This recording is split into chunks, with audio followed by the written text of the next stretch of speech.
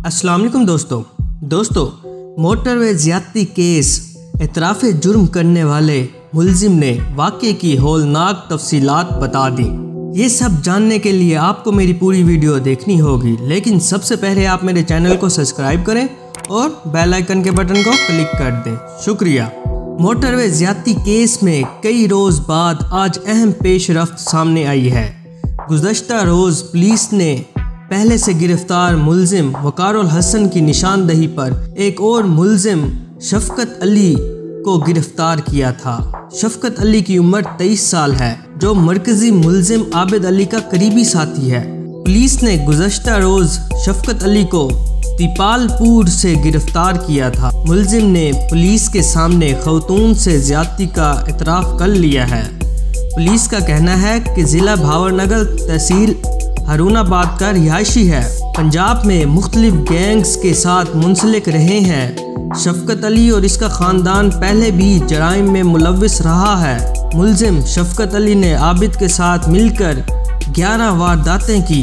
मुलजिम शफ़क़त अली ने पुलिस को दिए गए इतराफ़ी जुर्म में बताया है कि मैंने और आबिद ने मिलकर मोटरवे पर डकैती की थी।